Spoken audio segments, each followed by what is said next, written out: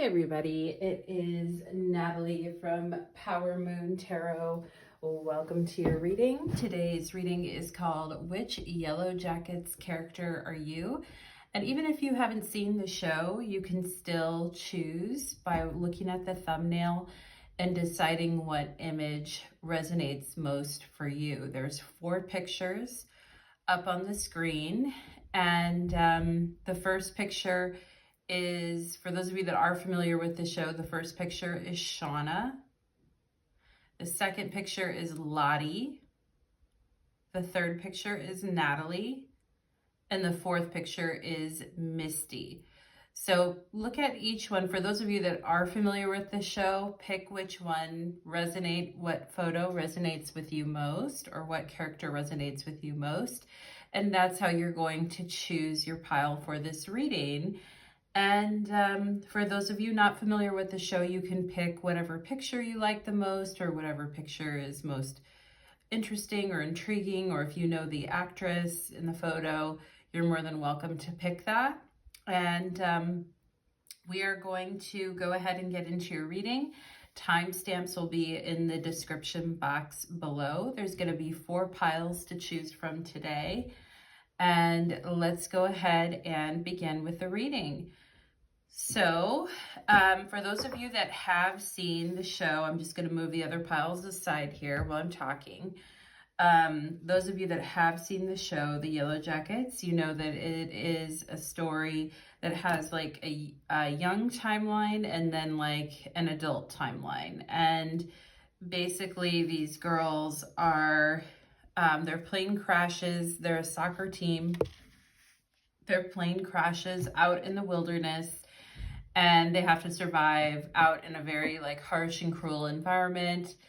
And they get stranded out in the wilderness, and each one kind of develops some interesting character traits as a result of being stranded out in the wilderness. The girls like have to resort to cannibalism. Well, it's debatable whether they quote unquote have to, but they're basically starving out in the wilderness. They do a bunch of stuff out in the wilderness that once they are found and they return to like normal life, their demons from the wilderness kind of still continue to haunt them and continue to kind of play out in their lives in different ways. And each character has like different strengths and weaknesses that help create that character's backstory.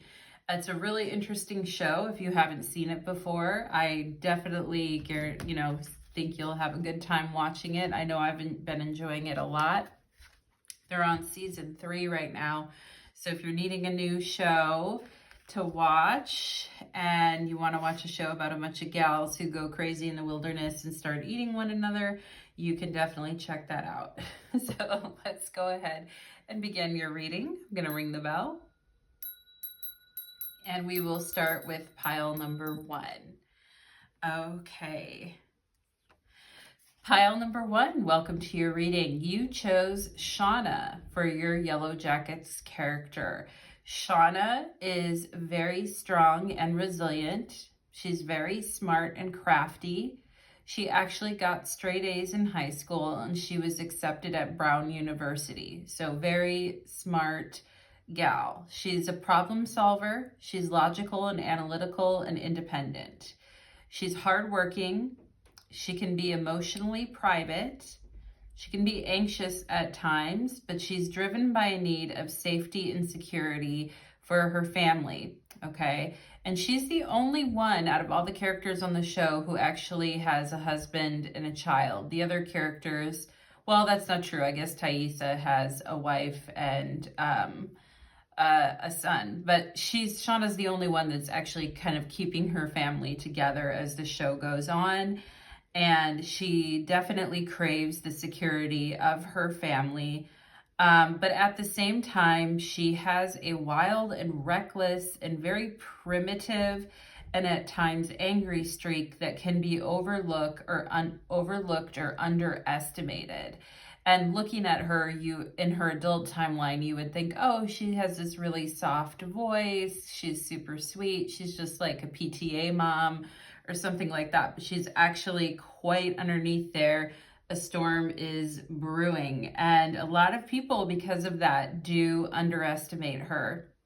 Now, when her family is being like attacked by people who from their past who are kind of like out to get them, she is a protector of her family, even over her husband.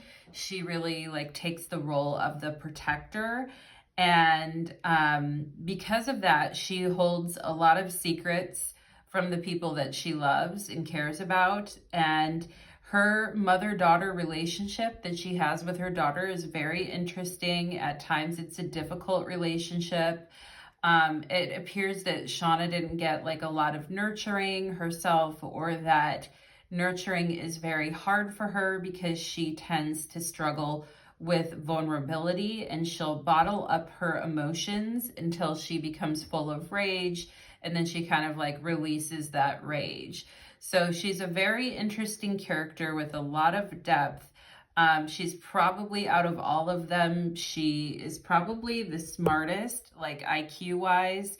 Definitely a problem solver, definitely independent and driven, but also a protector and seeking security in her family. But also she's one of those kind of like PTA moms that eventually kind of like goes nuts, and you wonder like, why did that person go off the deep end? It's kind of like because they've been holding everything within themselves.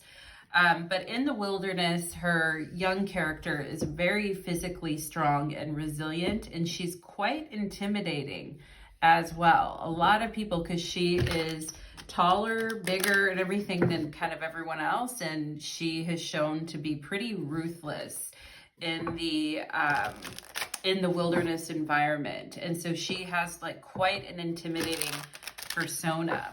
And so as far as Shauna's character is concerned, we're going to see how this plays into your energy, pile number one, and what you can learn from the lessons of Shauna. Okay, so let's go ahead and see for my pile number ones. Let's go ahead and take a look for Shauna. How is pile number one embodying the qualities of Shauna, and what can they learn from this character? Embodying the qualities of Shauna, and what can they learn? She's quite a polarizing character too, because some people love her and some people can't stand her, because she is quite, she's quite the tough one. And when they're in the wilderness, she's very resilient and very strong, but she's also can be mean at times too. So we have Temperance here. We have Six of Skulls. Okay, that's the Six of Pentacles. We've got the Daughter of Skulls. That's interesting because I was talking about mother and daughter relationships and the need for security.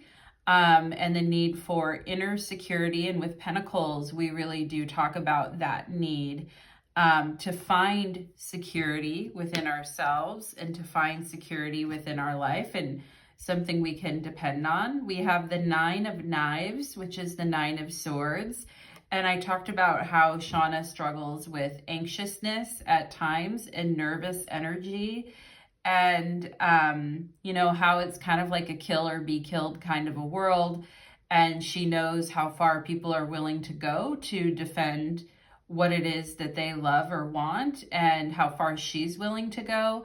And it's a very anxious energy of always living in like a heightened state of awareness of your surroundings and what's going on, and trying to keep everyone safe around you. Okay, so, and that can be very tiring and exhausting to be constantly, and I'm getting something about constantly having to prove yourself, or constantly having to protect what you've worked for or worked so hard for, protect yourself. Maybe sometimes you've been on your own, and maybe at times you have struggled with anxiety, pile number one, or you struggled with nervous anxiety type energy, or you want to be calm and peaceful and resilient, but sometimes your nerves get the best of you. Okay, so let's go ahead, and when it comes to security, we can talk about needing financial, monetary security in order to feel safe. and needing to feel like having steady income, having a nice place to live. Like we need to kind of have those pieces of the puzzle in place to feel safe and protected. We can see there's a wolf here. Okay, and there's a blue candle on the skull here, which reminds me of the throat chakra and the need to, and it looks like this daughter of skulls, or this page of skulls is holding back what she wants to say, right? There's things I want to say, but I'm nervous to say them. There's things that I would like to talk about or things I want to bring to the forefront, but I am nervous to do that, okay? And Shauna also kind of lives in the shadow of her best friend for the first part of the show. And,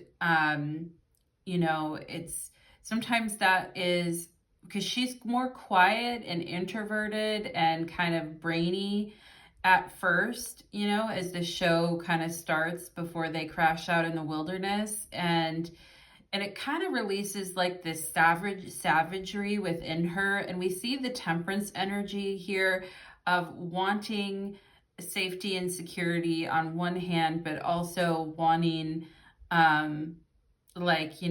wanting that part of life that feels wild and reckless and primitive, or like we want to be safe, but at the same time, we don't want to like be bored, or we don't want to be holding back all the time.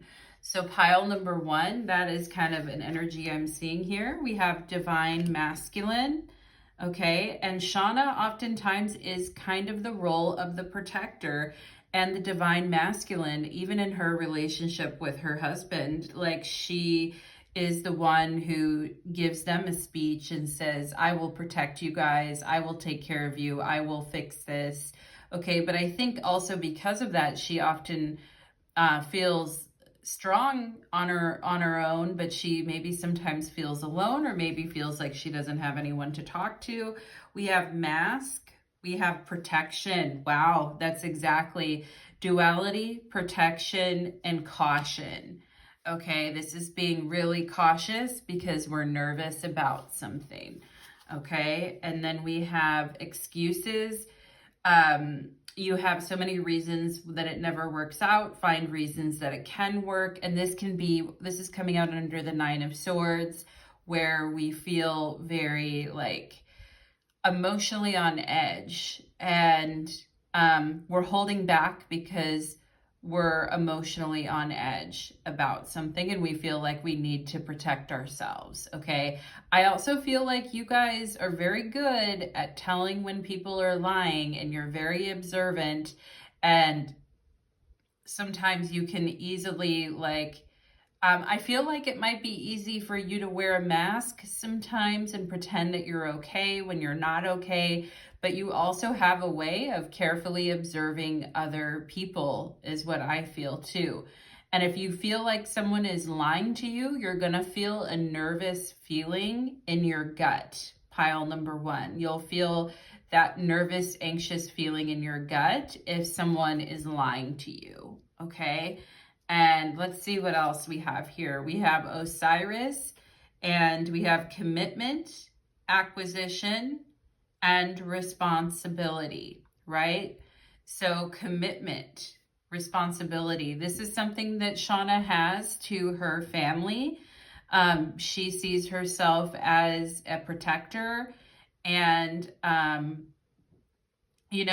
also this could be questioning the divine masculine's role in your life. Pile number 1. Yeah, Natalie, I've always had to do everything on my own from the time I was a teenager. Yeah, I've always had to provide for myself. Yeah, I've always had to be on guard for everything in my life. I've always had to make sure that I'm coming out on top before somebody does something to me. And yeah, sometimes certain people do make me really nervous because I can tell that they're lying. I can tell that they're wearing a mask. My instincts tell me to be very cautious around certain people, and perhaps certain men. You're like, yeah, I have to be very cautious around these people because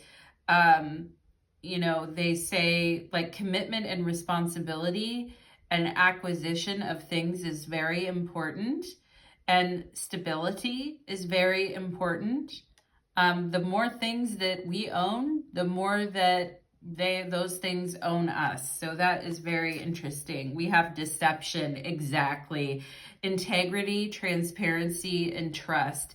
A slippery slope erodes trust. Honesty fosters connection and authenticity. Deception, right? Wearing a mask. And there might have even been times that you held what you wanted to say within and wore a mask yourself, because you were afraid to bring up questions or concerns about something, or bringing up questions or concerns to someone else made you feel very restless or anxious.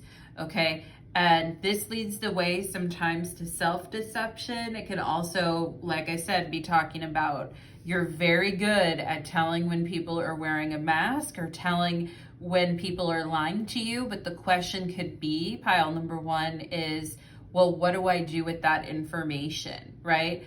Now that I know that, and now I know that you're lying and making excuses and wearing a mask and not actually committed to something here, what do I say and what do I do with that information, okay? And that's where you can start to feel sick to your stomach, and you can start to feel really bad because there's these feelings growing inside you, and it's like, what do I do with them? We have growth here, right? And we know that deception, lying, excuses, these just continue to grow over time the more that we let them go. I feel like you're really trying to grow in this area, and you're really trying to get your nerves under control. You're like, no more excuses. I'm not going to let my anxiety like drive me all the time. I'm not going to hold everything that I have to say within myself inside of me. I'm not going to like let my anxiety drive me to make decisions that I wouldn't normally like be comfortable with. Okay. And I think that that's really good. Pile number one, that's a lot of growth there. We have solar calm and clarify. Now, this often is what's going on with Shauna in the story, is that when she is calm, she's a very good problem solver, and she's very hardworking, and she's able to tackle things when she's coming from a mentally calm space. But when she is like upset and triggered, she can get very angry, and she does lash out in those moments when she's kind of like bottled up her emotions. So this is like, how do I get a good sense of what this person is, what they're doing in my life? Are they really here to help? Are they deceiving me? It starts from a place of being very mentally calm. And Shauna did a lot of journaling in the show. Like, she actually brought her journals with and would write a lot of her thoughts down. And, you know, writing things down in her journal was a way to keep herself calm, and a way to keep herself from like, you know, a way for her to speak her mind to the pages, even if she felt like she couldn't say it to everyone. We have here the girl, new beginnings, and friends. Okay, well, that's good. We like that. We like new beginnings. And earth. Yeah, that's so interesting, because I wrote down each character as either earth, fire, water, or air. And Shauna was my earth. She was my earth pile, because she is physically strong and resilient, smart and crafty, analytical, problem solver, hardworking, okay, driven by a need for safety and security. This is earth energy. And maybe some of you we have growth in earth. Maybe some of you are really trying to ground your energy, really trying to make sure you're around friends and people who are very grounded and calm, who, you know, are like very straightforward and very just, you know, some people, to be around people who are very nurturing and straightforward and grounding to be around, instead of people that like really spike your anxiety. pile number 1. We have vitality. Ooh, I love that. That's lovely. And Shauna was very strong. Like, she's very physically strong. And we have the energy of the sun, right? Which is a lot of energy to get things done and get things moving, keep our vitality, keep our energy levels up, right? And maybe it's important for you to do something physical, okay? With Earth showing up here, maybe it is in the Page of Pentacles. Maybe it is important to, you know, if you are feeling mentally overwhelmed, you go to the gym, go for a walk, something to boost your vitality, taking some vitamin C, drinking some tea, you know, something that, eating some fruit. I always think oranges are really good. Like, they wake me up and make me feel alert. So it's like, I want to be alert and awake, but I don't want to be like, I don't want my nervous system like overreactive, okay? And we have rat and persist, okay? So we're just going to keep on working through things, right? We talked about earth energy, growth. We can see growth. We can see change. We've been persisting through something for a while. We have, oh, swan. And you know what's so interesting about Shauna is Shauna always lived in the shadow of her best friend, who was like the pretty or popular one. But had Shauna and Jackie like lived out their later years together, you would have really seen Shauna like blossom. She got straight A's. She got accepted at Brown. I think like later in life had that, because Jackie ended up dying, but and that really changed Shauna. But like, I think had they just lived out their timelines, you would have seen like a completely different Shauna. You would have seen her where Jackie like peaked in high school. I think you would have seen Shauna like actually become really successful with the Six of Pentacles, okay, as an adult. Like, I think you would have seen her become really like financially responsible, really successful, meeting her goals. Like, a lot of the insecurity and anxiety that she felt when she was younger might have given way to somebody who's older and more stable. But unfortunately, all that happened in the wilderness. But at the same time, I do love the swan spirit for you guys here, because if you grew up feeling like, you know, rat energy sometimes like it can make us feel ugly or make us feel less than or make us feel grubby or grungy, or that we're not as beautiful as other people around us. But it's like we go from like the ugly duckling to like the beautiful swan. And I feel like that's you guys. I feel like, you know, for those of you that grew up and you're like, yeah, I wasn't really like I was very shy and quiet, and yeah, I was very resilient and smart and crafty, but I was not like the popular girl or whatever. I feel like, you know, with this swan spirit, as you get older, like the swan is a symbol of beauty and popularity and artistry and connection with others, okay? And I feel like as you guys get older and it's like you're reverse aging, you're calmer, you have more energy, you're growing as a person, you feel more outwardly beautiful and inwardly beautiful, okay? You're a protector, you take care of the people around you, and you don't let your nerves and your anxiety get the best of you. So pile number, and there may be some people in your life, I just got the initials STFU, shut the fuck up. So there may be some people in your life that you've been wanting to say that to for a while, or you've been contemplating saying that to, pile number 1, and you've just been quiet about it, but perhaps it's time to be like Shauna and let it rip. So pile number 1, that is what I am getting for you, my friends.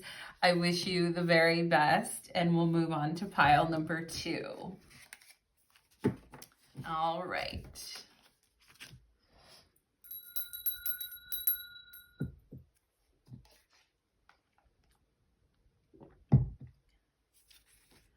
Pile number 2, welcome to your reading. You chose Lottie for your Yellowjackets character.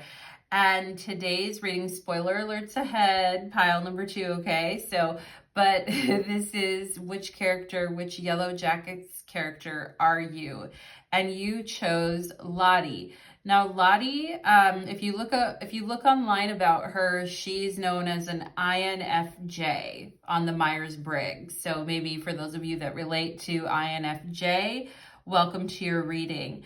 Now, Lottie goes through quite a transformation in the show because at the beginning, before the crash, she is a very quiet, observant, shy, introspective girl who is quite detached from the drama on the soccer team. It's almost like she's kind of above it, or she's like vibrating on a different frequency, or she's just kind of in her own world. And so she's not really, she's observant and introspective, but she's not caught up in the drama before they get dropped out in the wilderness. Now, when they get dropped out into the wilderness, she quickly becomes the spiritual center for her group. Like, she has a special connection to the wilderness, and she kind of becomes their de facto spiritual leader. And, you know, a lot of people would look at that and say, okay, well, she's like a witch, or she's connected to the environment, but she's also like having visions that predict the future. So Lottie on the show, there's like this supernatural element associated with the show, and Lottie's really the one responsible for bringing that element through. And some things that she has predicted actually came true. And when you're stuck out there in the wilderness with no hope and nobody to save you and help you, like, you know, it becomes attractive to believe in something or want to believe in someone. And we find out as the show goes on that Lottie is actually schizophrenic. And during their time out in the wilderness, they're out there for 19 months, and she's actually off her meds, but she's having all these visions. And it shows that even before, there's some stuff before they landed out in the wilderness that shows she was having visions of like a car accident and different things like that. So she's been having visions for a while, and she convinces the group of a lot of different things because she truly believes she's doing the right thing for the group, and she's trying to make sacrifices to kind of like appease the wilderness, okay? So she truly believes she's doing the right thing, even if she has to like be a martyr for the cause. At one point, she lets Shauna beat her up. At another point, she cuts her own hand and then like bleeds it into the ground to say like, is that enough to the wilderness? Don't tell me like you're asking for more. Just let me know, is that enough? And so she gets into this position where she lets herself be beaten by another girl who's taking out her rage and anger on her. And she's really taking the blame for things beyond her control. But she lets Shauna basically beat her up. Now, Lottie, on one hand, she kind of acts like a martyr. On another hand, she's acting like a spiritual leader of the group, and she's having visions and she's predicting things. On the other hand, she has a tendency to push people too far and too fast to confront their trauma, sometimes in irresponsible ways. Now, in the adult timeline, Lottie is still a spiritual leader, but she is like a spiritual leader of a wellness center. And some people say she's kind of like a cult leader, and that she's pushing people really hard to like face their trauma. And at the wellness center, like burying people alive and doing stuff like that. But she's doing it, in her mind, she thinks she's doing it for their benefit, but she's probably actually harming people in this process as well too. So she can harm others with her beliefs, but in her mind, she's helping people. She has genuine belief in what she's doing, which a lot of people say, you know, that she's not malicious. She has a genuine belief in helping others, and she's very spiritually connected to the element of the wilderness. But sometimes she pushes people too far. Okay. And so I've associated her with the element of water because she's very quiet, shy, observant, and introspective, and has this connection to the wilderness. And she gets visions and this type of stuff. She's very like psychic and intuitive. And maybe some of you here who picked Lottie, you also are very psychic and intuitive, and you have very strong spiritual beliefs, right?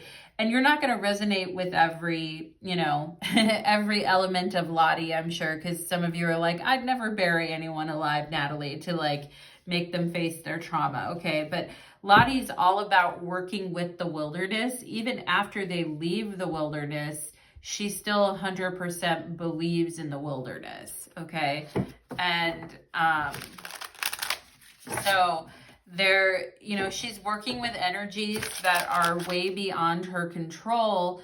And yet she's very, because of her very strong beliefs at a time when people are really struggling and suffering, she does help a lot of other people get through with her beliefs. But there's a lot of decisions that are made that bother the more logical people in the group, that don't really like understand why she's making certain decisions based off of these visions. And she does have quite a bit of control over the group because she is looked at as this spiritual force over the group. Okay, so let's go ahead and take a look and see what Lottie, the character Lottie has to teach pile number 2 about their life. Okay, so let's see for my witches and spiritual belief people, people who have visions and precognition. Welcome to your reading. Okay, and let's go ahead, and we've got the sacred masculine on the bottom of the deck here, and this is going to be the King of Pentacles, I believe, on the bottom of the deck. Okay. So actually, you know what? Sacred masculine, that's the Emperor. That is the Emperor on the bottom of the deck. It just reminded me of the King of Pentacles with, it's like got nature on it and an eagle on it. But it is the Emperor. So let's see here. We've got Temperance. Ooh, that even looks like Lottie. A girl with long dark hair wearing it in a braid. And then you've got 2 fish swimming at her feet. That looks very, standing in the water, that looks very Piscean to me, which I was saying Lottie is coming through as water. We have the hanged one, that's Neptune energy. Yep, exactly. When we're talking about spiritual beliefs. And the High Priestess, yep, 1000%. And sometimes we have to suspend our belief in the rational and the material in order to see what is there, in order to connect with what is ever eternal within our souls and what our intuition knows to be true. So like Lottie, pile number 2, you are incredibly intuitive, incredibly psychic, very sensitive, very empathic. Okay, and you probably already know this all about yourself, and we may have some Pisces here, we may have some Sagittarius here. Okay, definitely Moon Neptune energy coming through very strong in your reading. And it can be hard when you're such an intuitive, sensitive person it can be hard with boundaries sometimes. It can be hard to balance out the other energies in your life. So we're going to talk about that, but definitely coming through hard and clutch in this Lottie reading. Like, I would expect nothing less from Lottie than like the Hanged Man and the High Priestess. Like, that is, you know, and here this Temperance angel is actually fully in the water. She doesn't even have 1 foot on the land. So it really does talk about, like, you know, immersing yourself or baptizing yourself in the waters of life. And you can see the wilderness and the trees in the background. So it's very interesting here. And perhaps some of you actually do come from a line with your family line here as well, a spiritual line of, you know, root workers, hoodoo, voodoo, you know, there's so many different lines and practitioners and things like that, but maybe there actually is that in your past. And we see the owl here. Owl represents K2 or the South Node. So there is past life experiences of being, doing this work, doing this spiritual work for yourself and for others. And, you know, there is this experience of the loosening of the boundaries, or the loosening, and you can see that the,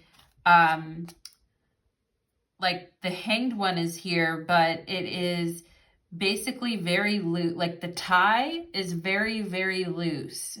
So it's a very thin thread that is holding us aloft here, okay? And that can be a connection that can be felt sometimes as a connection to our sanity. It can be where we're having experiences that are very deep and overwhelming, and we feel like, am I freaking going crazy here? And we have to stay balanced with what we're doing, okay? And sometimes our connection to like the earth plane is very loose, and therefore we can be like a medium and go back and forth between this realm and other realms. So very interesting here. And we see the pomegranate on the book here, which talks about taking that journey into the underworld and the suspension of belief when that happens, okay? And maybe some of you, with temperance, I also think of travel. I also think of diving in, because both of her feet are submerged in the water. I think of just going into something fully, and not really like hesitating. So we have the warrior here. Keep fighting. You are stronger than you think. Oh boy. Okay. And we've got the toad. Personal growth, transformation, letting go. Yeah, that's the cord that is loosening. Letting go feels so good. And I mentioned the energy of the South Node, which is all about needing to let go of old emotions from the past, okay? And looking for that sense of transformation. So we have the frog here, and we have fated to be alone. Wow. And that's the high priestess, right? With the owl at midnight. You gave up on love. She's sitting on a bench alone. You gave up on love because you think you're meant to be alone. It's not true. Okay. And you are a very different type of a person. Now, in the show, Lottie is not, the adult Lottie is not partnered up with anyone. And she's in the youthful part of the show, she's not either. So she doesn't have any love interests throughout the entire show. And it's really interesting. I've never even thought about that before. The main thing is like her wellness center and her spiritual beliefs. And it's very, yeah. And it's like, I'm fated to be on this journey of life alone. And I feel like my life is unraveling. I feel like these emotions are purging. I feel like I need to be in silence. I feel like I need to be meditative. I feel like I need to be spiritually serious about my life, but I also feel like I am fated to be alone. And I'm used to fighting through things in my life by myself. Okay, so pile number 2, we have matriarch. Wow, mother of the homestead.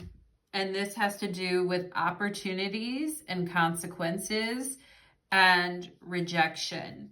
Okay, and very strong matriarchal energy coming through in this pile. And Lottie was a matriarch. She was a spiritual leader of people, basically. And, you know, there was consequences to that for sure. And you can see the eyes being covered up. Sometimes we cover up our physical eyes so that we can see visions on a deeper level. Okay. But yeah, and you know, with the South Node, I'm just picking up on the South Node energy on the High Priestess. Sometimes there is a rejection of, like we give up things in favor of a different life, okay? A different type of life. We have self-reflection. We have a girl seated here in meditation pose. Looking inward helps you see what to improve and how to make better choices. Awareness brings improvement. And where our vision has been clouded or we've been confused emotionally about things that we've gotten involved in, this is where self-reflection is super important, and letting go of those past emotions, okay? Looking inward helps you to see what to do to improve and make better choices. Now, Lottie would look inward for visions, but she would also look inward to help others. But I don't know how much she was actually looking inward for her own self. And sometimes that's a lot of sacrifices that we make with the hangman. And sometimes our own self-reflection gets like, we do it last. We do everything before that. We show up for our relationships. We show up for our children, but we don't get as much time to be in self-reflection as we want to be, okay? And this is where we really want to live in that energy of awareness, okay? We have trust. Wow. And this could be addressing feelings of, you know what, I feel fated to be alone and I have a real hard time trusting people because in the past I jumped into things with both feet. And maybe some of you like really moved long distance to be with another person, or you risked a lot for your relationships and you're a warrior because of that, right?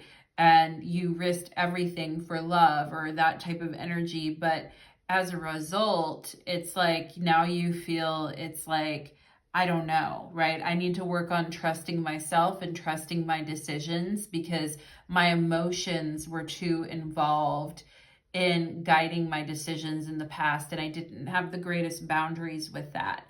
And I need to spend some time in self-reflection, learning to trust myself and my decision-making again. We have Gemini. Gemini is all about decision-making and logic and using the mind to understand how things work, okay? We've got the Mountain, overcome obstacles and blockages, okay? And this is overcoming blockages in our thinking about our life. You are very sensitive, but maybe at times. Also to pile number 2, for those of you that have dealt with any type of learning disability, I want to bring that through, okay? For those of you that have dealt with like dyslexia or any type of a learning, reading disability in any type of way, or school was very challenging for you, or it just seemed like this huge blockage in your life towards something better for yourself, okay? You're being advised here to keep fighting and that there's more opportunities here for this, okay? But Spirit wants to acknowledge that. And a lot of you here are very spiritually sensitive, but you may feel like your logical side has been really challenging to deal with. And at times, because maybe there's a tendency to get overwhelmed and flooded with emotions and what's happening around you and things like that, okay?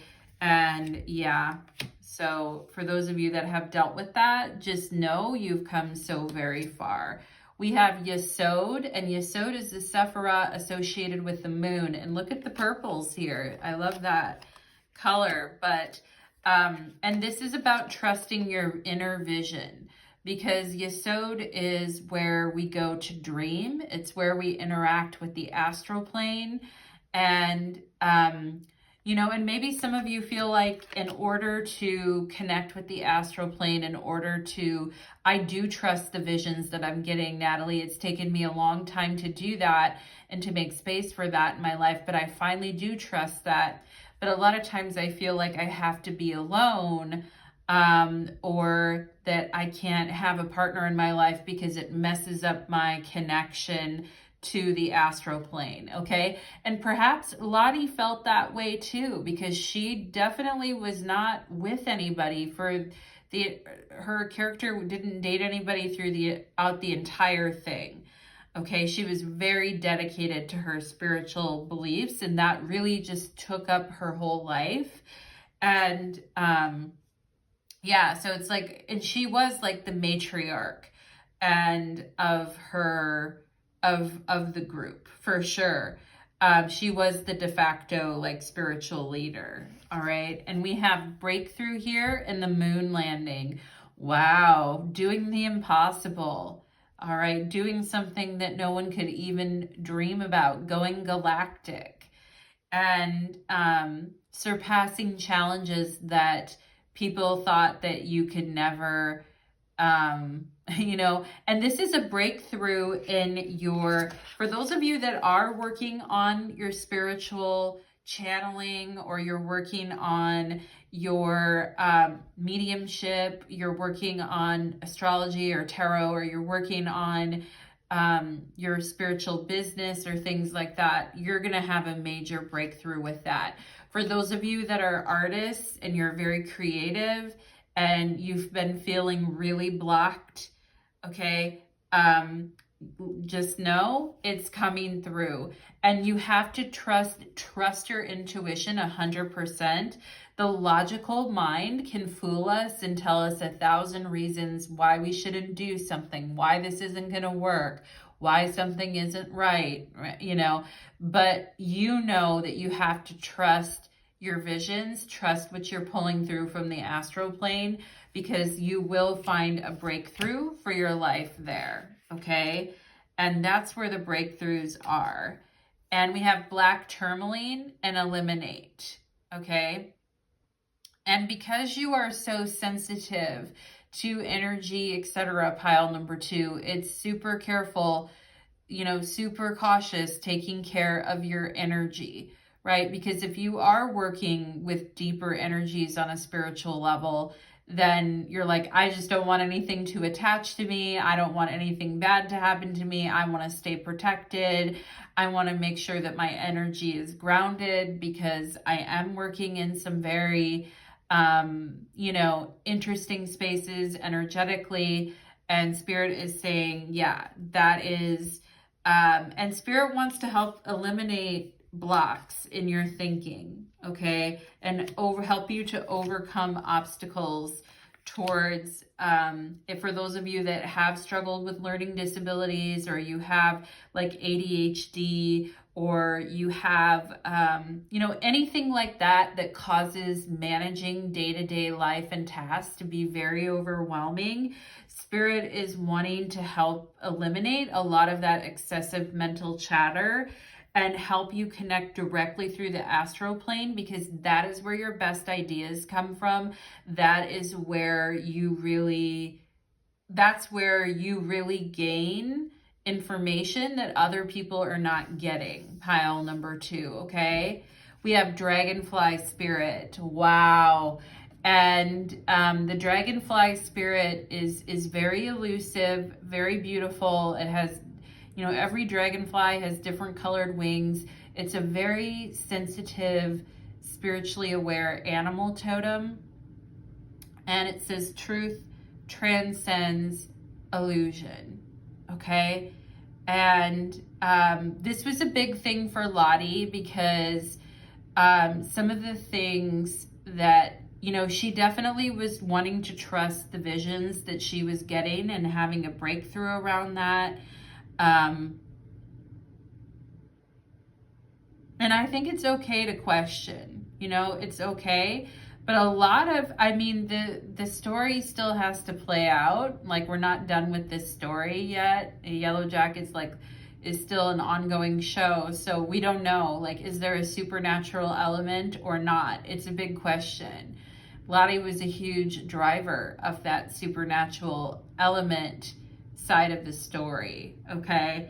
And there's so much about that we don't know, right? Just like we don't know, there's so much about the astral plane and other spiritual realms that we don't really know about yet. And we still have so much more to discover there. And so,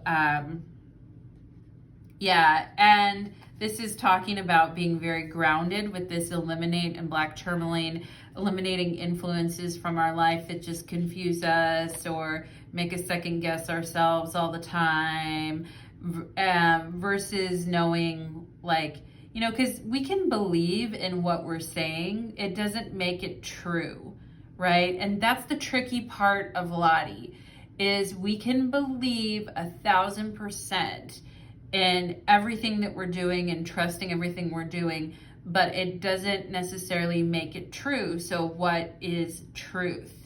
And this is a huge philosophical question. And Lottie is a very philosophical character on this show, because and that's where temperance is coming into play. Because what is truth? Okay. And is it what our minds can logically perceive, or is it what we can channel through on the astral plane, or is it both? Do we need to integrate both, the logical and the spiritual? Okay. And I think in doing both is really where we can have some tremendous breakthroughs. But at the same time, that's a very difficult thing to do as a spiritual person, to understand what is truth and what is illusion. You could spend your whole life working on that. Plenty to work on, all right? So pile number 2, that is what I am getting for you, my friends. I hope that that reading resonated for you. I wish you the very best and take care. Let's move on to pile number 3.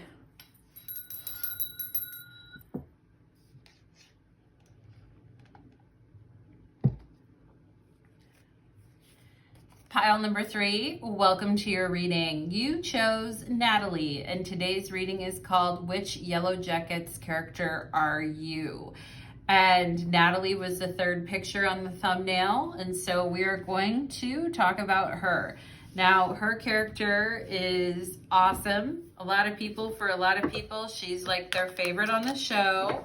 So I won't take credit for that, even though we share the same name. Anyway, pile number 3. So I'm going to read a little bit about her character, and she, to me, emulates the energy of fire, okay? She's bold and blunt, but she's also kind and merciful. She's impulsive. She doesn't care what other people think of her. And because she doesn't care what other people think of her, she doesn't cave to peer pressure in the same way that a lot of the other girls do out in the wilderness. When they're all kind of like jumping on the bandwagon, Natalie becomes kind of the voice of reason. And she's very bold and blunt about saying what she thinks. And if she doesn't agree with something, she'll take action against it. And that, because of that, she's actually thrust into a leadership position as the group is trying to survive throughout the winter and summer months out in the wilderness. Okay, she can be, yes, Natalie can be very impulsive, but she's also very kind and merciful to other people's suffering. Like, she takes pity on Coach Ben, and all he wants to do is basically leave this earth plane, and she helps him to do just that when they're trying to keep him alive and make him suffer. So she's very merciful to other people's suffering. She doesn't cave into peer pressure right away. She's a leader and a huntress. And she and Travis are 2 characters who go out, they find a gun and in a cabin, and they go out and they're able to hunt different animals so that they can eat. And so Natalie's very good with the gun, and she's kind of a tomboy. She's a huntress, a leader, a provider. She doesn't cave into peer pressure. And as she is, moving into her when she becomes older and she's in her older timeline, she's always on the go. She's always like moving around all the time. She has all her stuff in a storage unit. And she does tend to run from her problems as an adult. And even out in the wilderness, you kind of see that too, where she's sort of like running from her problems at times. Natalie is an adventurer who doesn't like to sit still and is always 100% on the go. But like I said, she's sometimes runs from her problems. Now, she is in and out of rehab. When they leave the wilderness, she's in and out of rehab, and she kind of becomes like, everyone respects her in the group, but she kind of becomes like the screw up of the group, and other people look like they have their quote unquote lives together. And she tells them, hey, just because you're not like, using like I am doesn't mean that you aren't messed up too. So she's very self-aware, and she is known for calling people out and like telling them what she really thinks. Growing up, she had a very unstable home life. Her father was really mean to her and made her feel like very low self-esteem.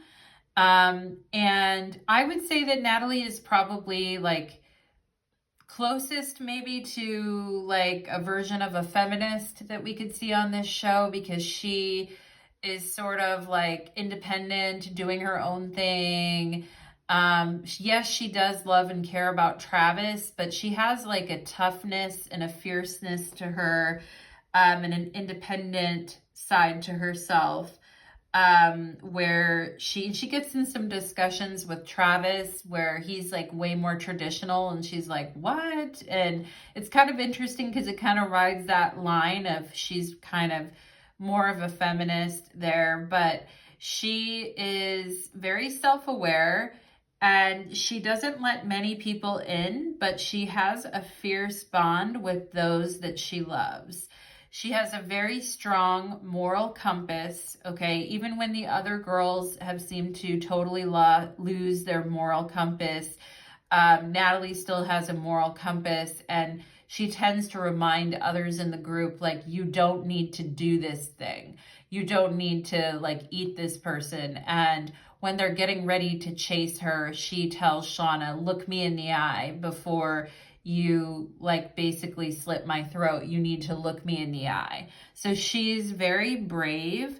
I have here that she is very selfless and brave, but she's also very broken. So I have brave but broken.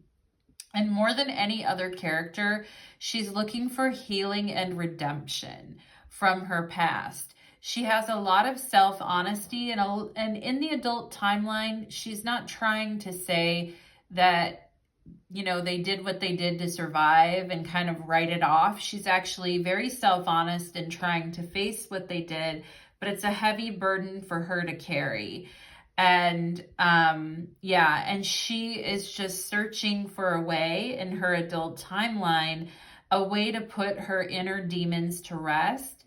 She goes looking for Travis and finds out that he's given up on life, which is very, very hard for her and causes her to almost give up on life too. But Natalie definitely is embodying the energy of fire, being bold, blunt, but also kind and merciful. So let's go ahead and find out what this character of Natalie is having to teach you, pile number 3, about various things in your life. And yeah, I do think she's looking for healing and redemption, more so than the rest of the characters. Like, she really wants that, okay? She's not really given a chance to have that, which is heartbreaking, but that's what she does want. Okay, I also think Natalie is very non-judgmental. Yes, she has a strong moral compass, but she doesn't get on holier than thou kind of attitudes towards people. She does have a moral compass, but she also understands human nature.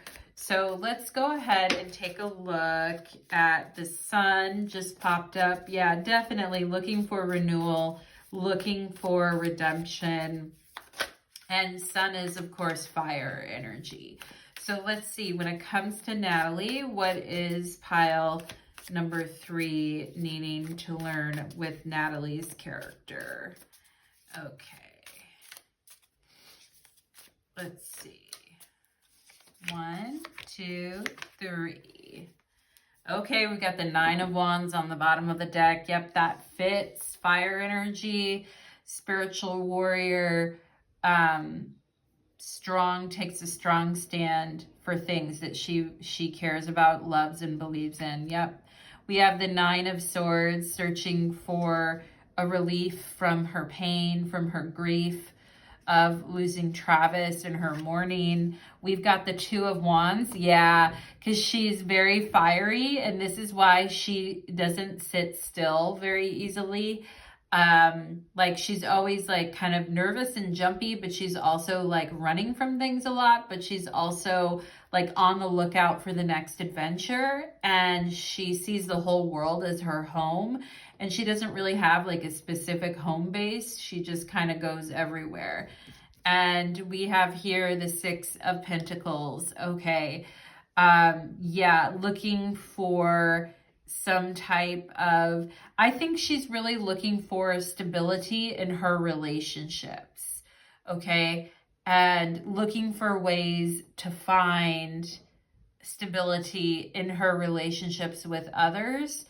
And I don't think that she likes taking handouts from other people. Like other people paid for her rehab, and she took that and she went to rehab. I think Thaisa actually paid for her rehab. And so she took that and went. But at the same time, she's not going to reject help. She's smart enough to take the help if it's there. But I think at the end of the day, like with this 9 of Swords, the mental, sometimes, especially in Natalie's like adult timeline, the mental health was very hard to deal with the 9 of Swords, okay? But she definitely is coming through as that huntress, warrior, strong, proud, assertive energy with the 9 of Wands. So let's go ahead and take a look here. We have pathway.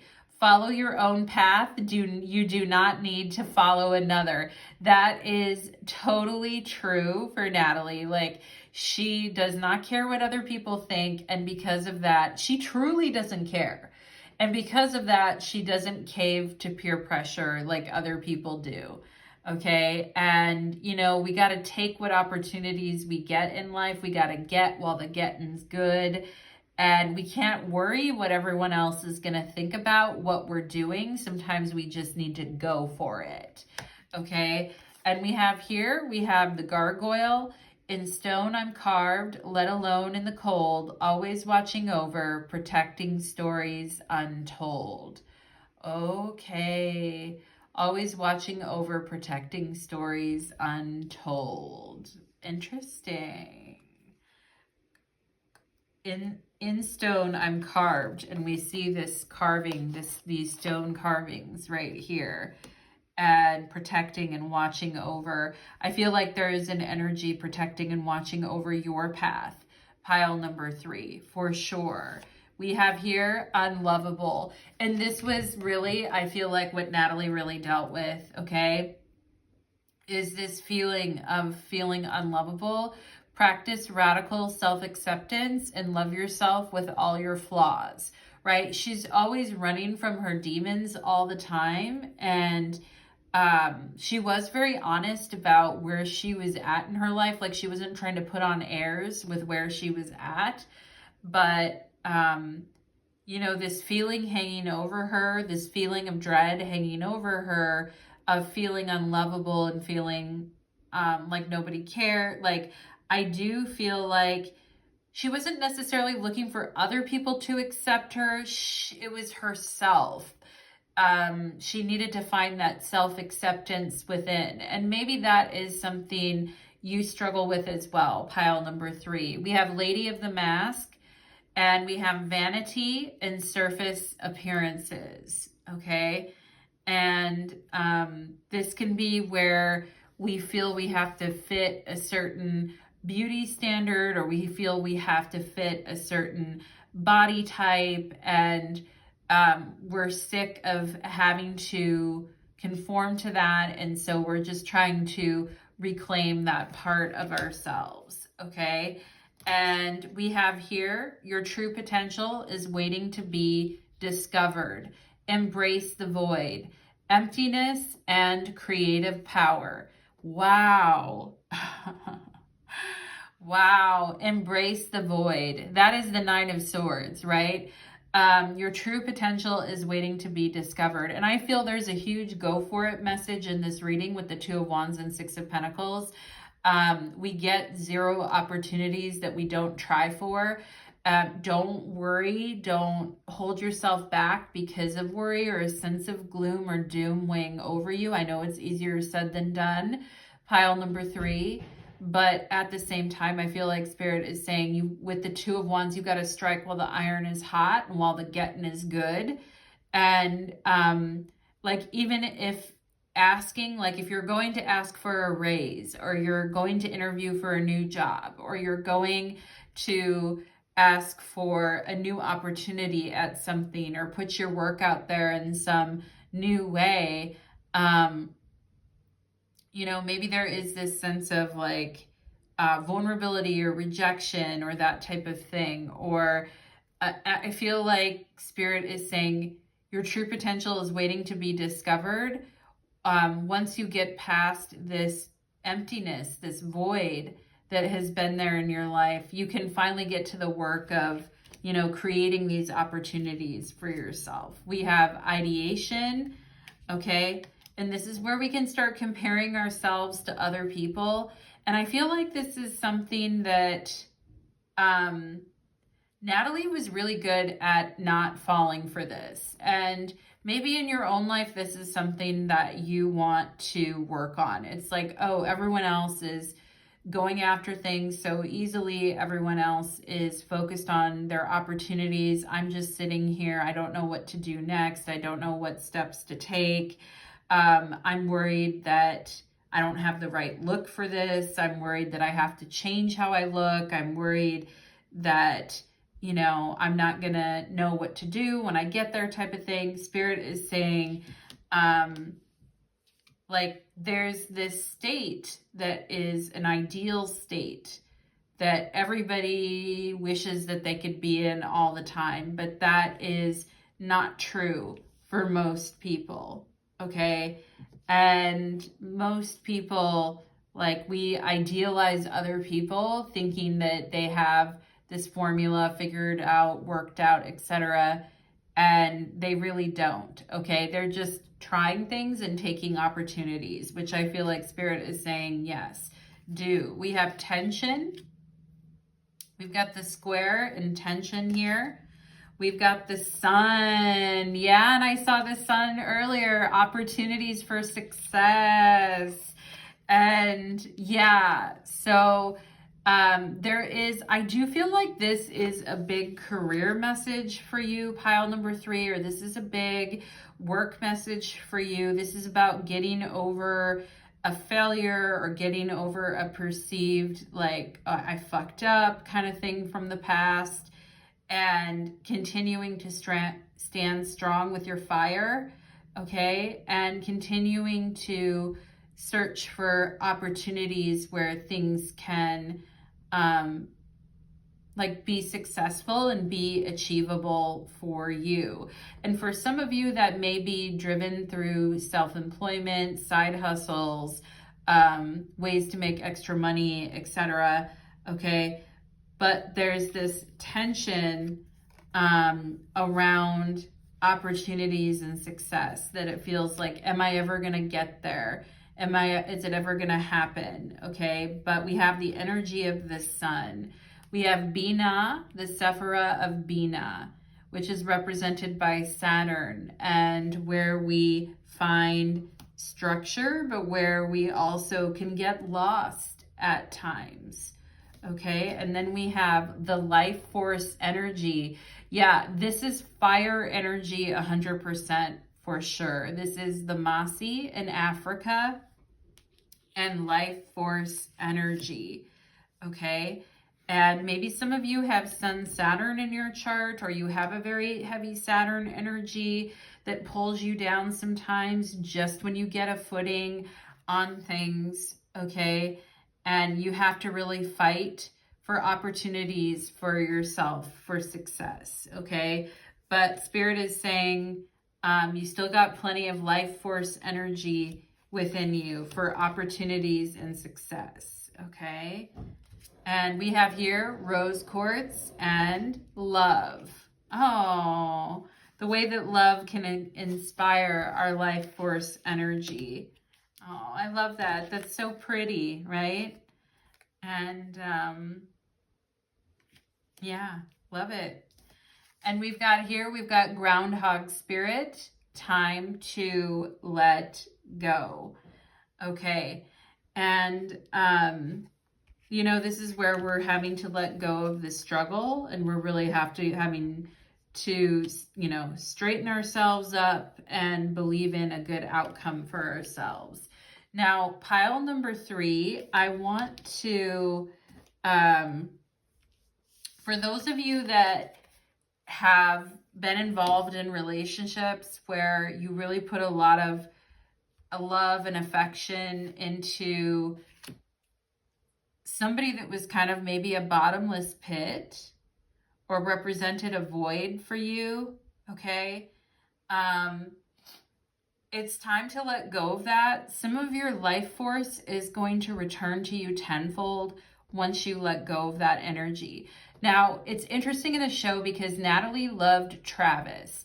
Now, Travis, he did not make it. He, I don't know how to say it in a nice way, but he basically offed himself. So, you know, she was still really, really holding on to that love with him. Okay. And I don't blame her because, you know, she has this fierce, loving energy, towards the people that she cares about. And, you know, she was trying to find out what happened to him. So I get it. But at the same time, her attachment and her love for Travis was really kind of holding her back, maybe from looking at other things or pursuing other avenues in her life. Especially after he passed, she was still very focused on him. And I get it, but I also think we've got to come up with a plan for how to move forward, right? And as much as something can be like a beautiful love or a beautiful thing, or in the way that love can just animate our life force and make us feel good again. And sometimes, you know, we're super comfortable with someone because they know all of our flaws, and they know, and they still love us anyway, right? And the need to want to return to that is very, very strong. Pile number 3. All right. But you see this little groundhog hanging onto this heart. It's like, oh, I just want to hang on to this because it makes me feel better. It makes me feel, I don't want to let go of this love, because without it, I feel like I'm lost. I feel like I'm drowning. Bina. I feel like, you know, I'm the most unlovable person with the worst qualities. And, you know, this person, because this person loves me, I feel like a good person now. Okay. And there was a lot of, it's interesting that vanity and surface appearance comes up here, because in the show, Natalie, as an adult, she definitely looks like the most kind of weathered and the most like aged in the show. Probably because of the drinking or drugs or things like that. But, and, you know, and that does affect people. It can put tension around if we feel like our physical avatar is changing, it can drain our life force and make us feel unlovable and make us feel like icky. Pile number 3. Okay. And so in the show, there was a lot of like Natalie hanging on to Travis as her safety net. And there's this part of the beginning part of the show where she gets in this fight with her dad, where he tells her that she's worthless and he never met anyone more worthless than, you know, her mother, except for her. I mean, very cruel statements that he made to her. So when you have someone like Travis who makes Natalie feel like normal and lovable, and without him, she feels an emptiness and a void, right? And sometimes we can spend a lot of time running from that emptiness and running from that void. And where our energy is just all over the place, right? And our life force it really starts to create tension on our energy and our life force because we're so consumed with that, okay? And so there is a need to direct Two of Wands, direct our life force into something that can actually pay us back, or something that can actually bring reward back to us. And that's, you know, if it's through relationships, if it's through work, you know, etc. We actually want to be in direct pursuit of things that can actually have some type of a return back to us. But sometimes in order to, like, you know, get to that point where we can actually do that, we have to go through, you know, the void. Your true potential is waiting to be discovered. And I feel like that was the thing with Natalie, is that she never got to have that healing and redemption. That's so sad, you know, that she never, like, she had to, her time was over, and her life force energy was spent before she truly got to find healing and redemption. And the message is that life comes at us very quickly. Life changes very quickly. We're not guaranteed, you know, another day. So it's important to pursue what we can with the time that we have and not let things hold us back, you know, to the extent that we're able to. And actually hanging on to Travis like that, like she told herself that that love was her life force energy, but at the end of the day, that's not her only reason for living or existing, or there's more to her life than just Travis, right? And so I think it's interesting where she's been and where she's gone, and her search to lay her demons to rest and to let go of her demons. And with this groundhog spirit, it says time to let go, which I think it was definitely time to let go of those inner demons and, you know, working on the self-love and self-acceptance, because that really was the most important piece of the puzzle for her. So everybody, I hope you enjoyed that reading for Natalie based on her character, and what a character it was. So thank you all for being here today and wishing you the best. We'll move on to pile number 4. Okay.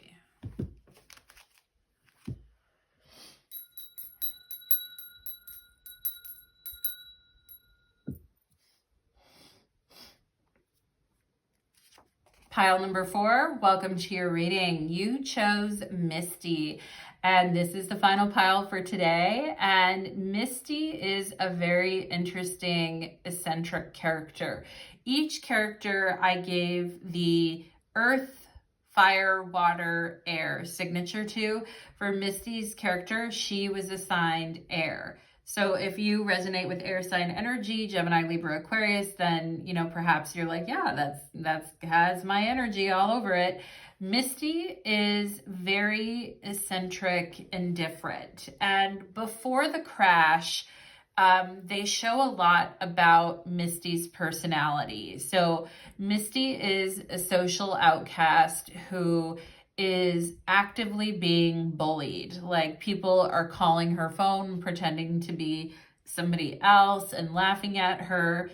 And she's a different kind of a girl. She watches, like, before they leave for national soccer tournament, she watches a rat like drowned in the pool and just sits there and watches it.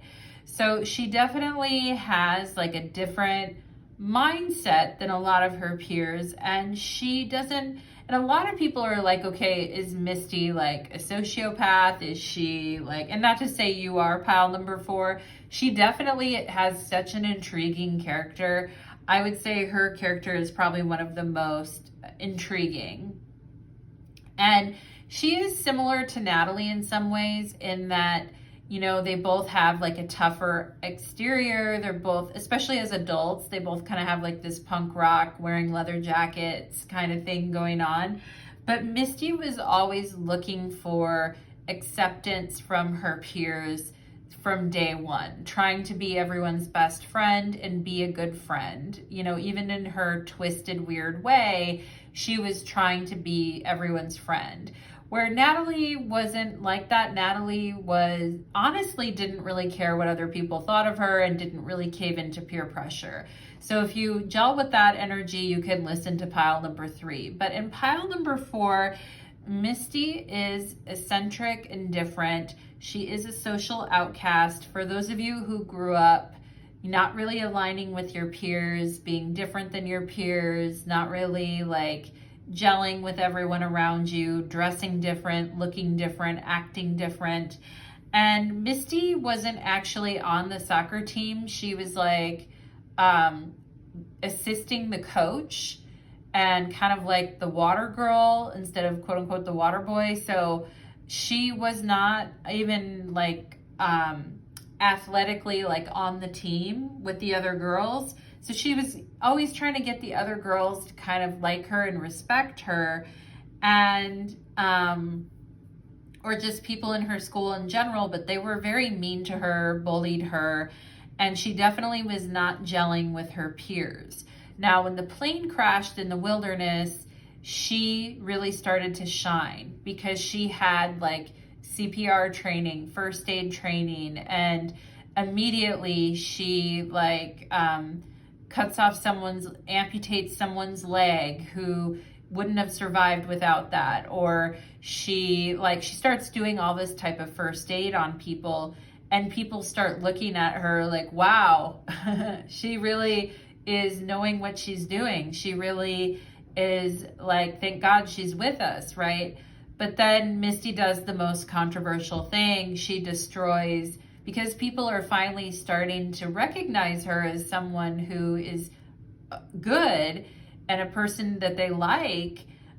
She finds the black box, or the transporter box, to transport messages out from the plane crash, and she destroys it because she likes being out in the wilderness and the fact that people actually like her.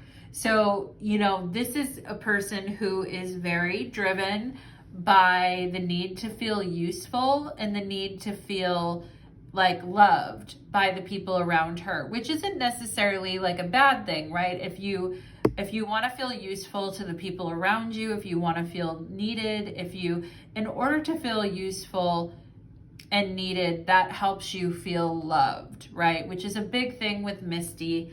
And Misty is definitely many times puts her friendships over guys in romance, especially in her adult timeline. There's a guy that likes her, but she's like far more into like showing up and being there for her friends, which could be a very good quality. But the guy points out like, hey, your friends are not really showing up for you, but you're like really showing up for them. So that's an interesting thing. Misty is also obsessed with true crime, and has like a lot of detective skills. She has a lot of interesting hobbies. She has no children. She's not married.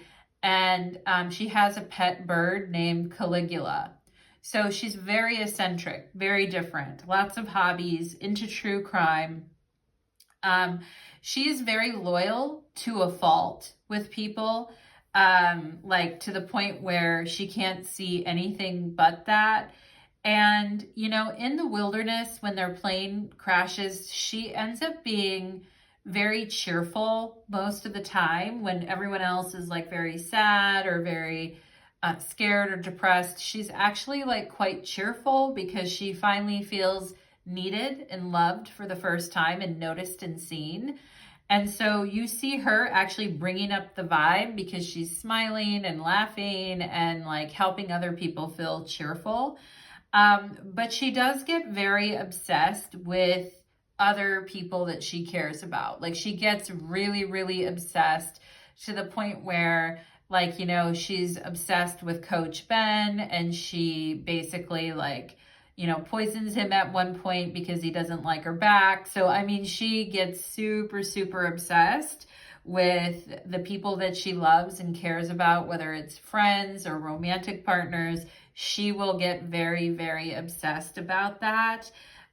She's very clever in tough situations, and she can deal with gore and things that would totally disgust other people.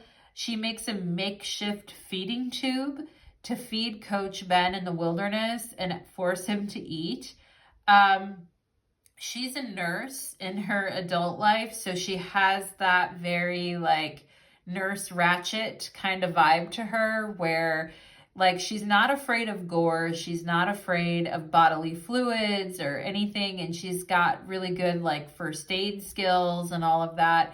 But she also will, like, if you piss her off, she'll probably like poison you.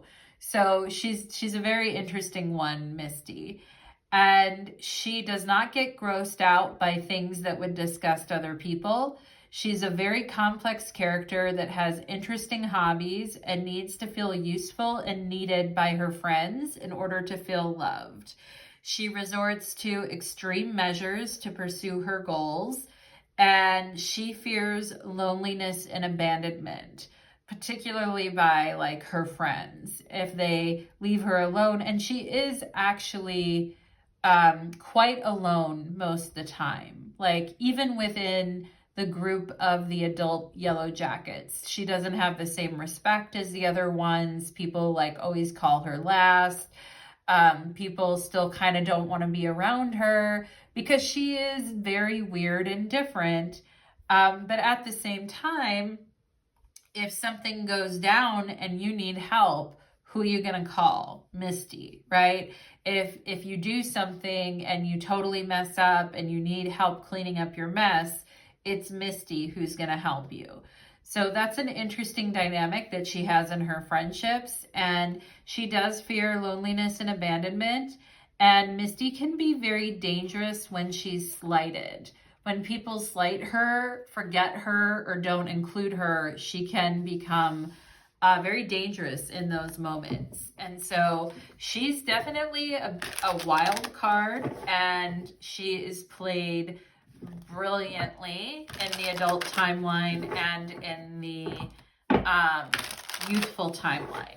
Okay, very complicated character. I could probably say a lot more about her.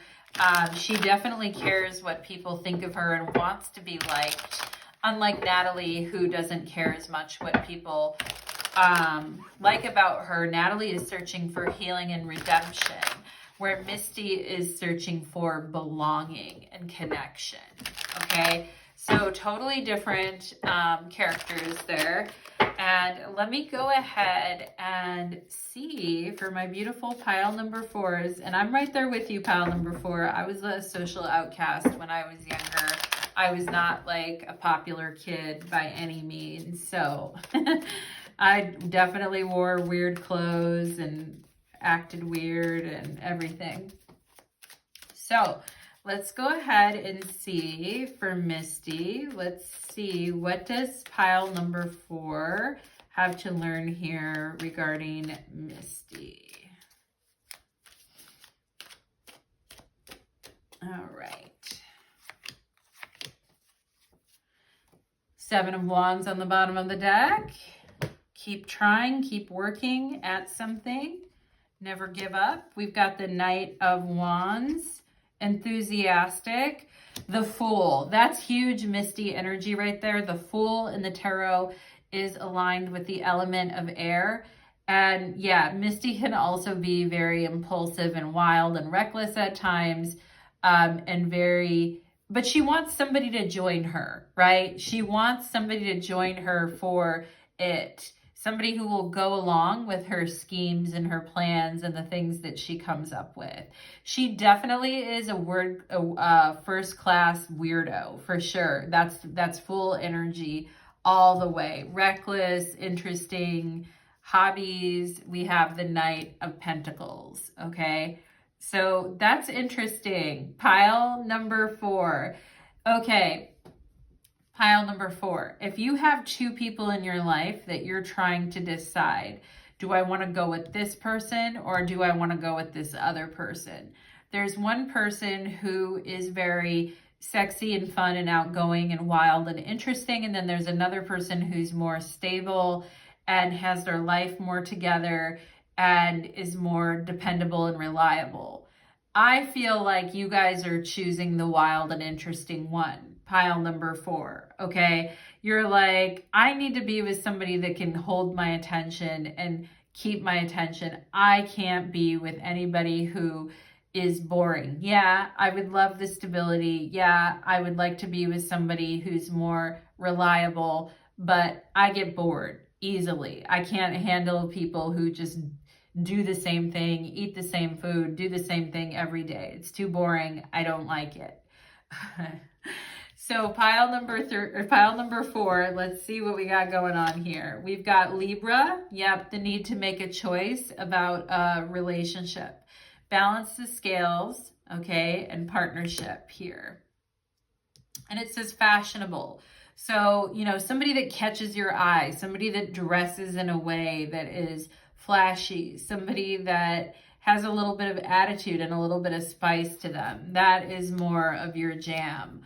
We have here self-doubt. In shadows, deep fears and doubt creep. A scepter haunting where courage sleeps. Okay. In shadows, deep fears and doubts creep. Okay.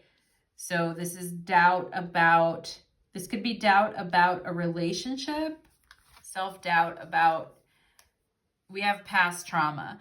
Yeah, and Misty definitely, you know, is having that.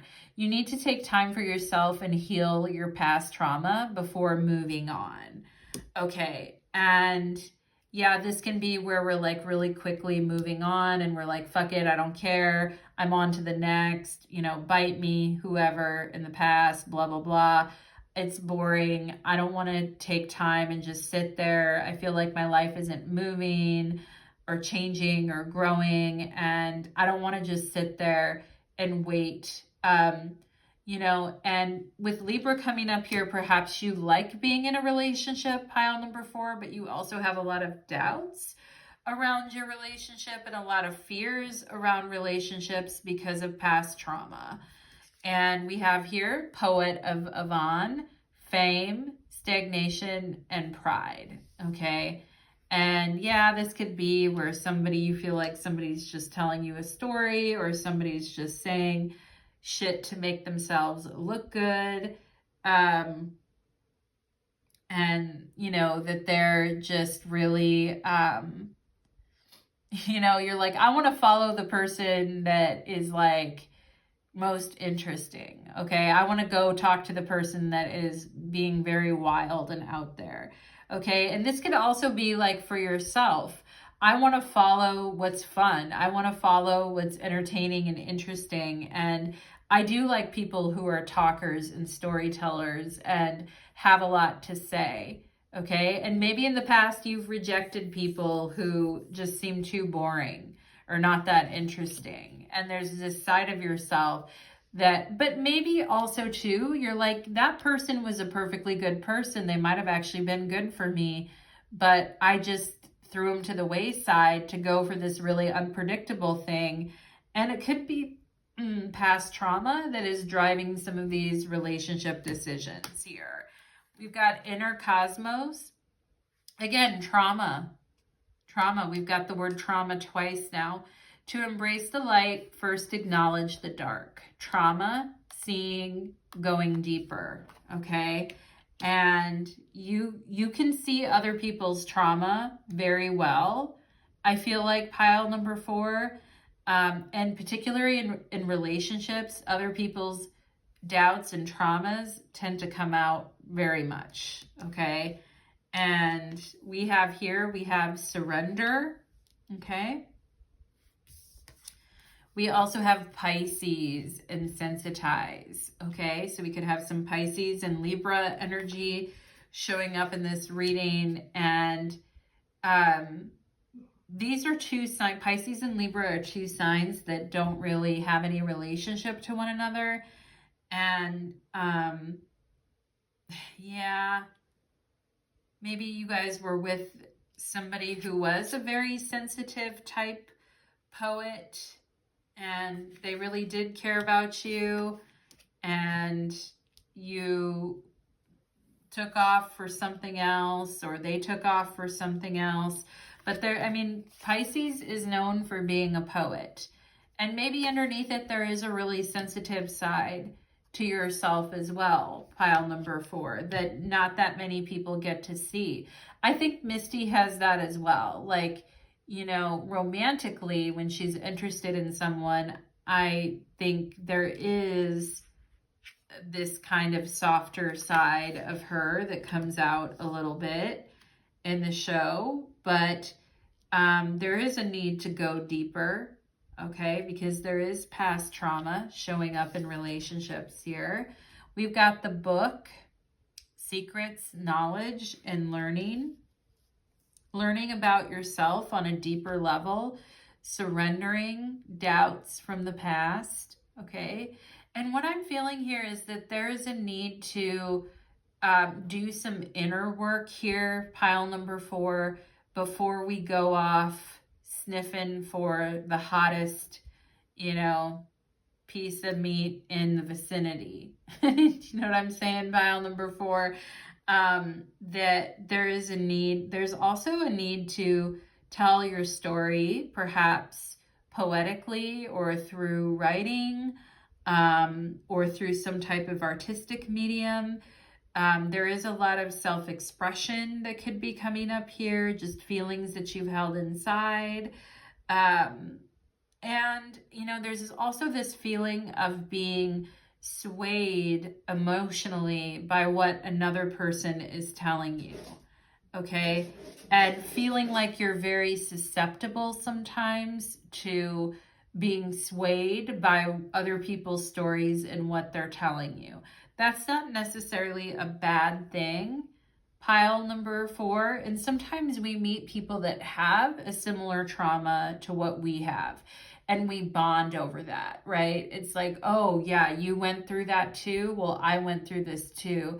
And it's always challenging when you're bonding around traumas, because that can get very, very messy emotionally, okay?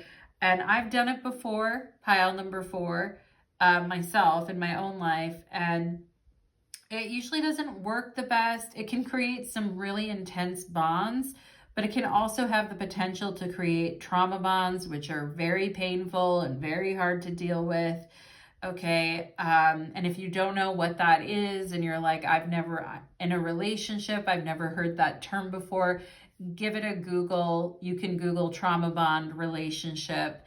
There's a bunch of stuff, like psychology stuff about it online. But this is where there's actually a really good book, and there's this book that came up in your reading here.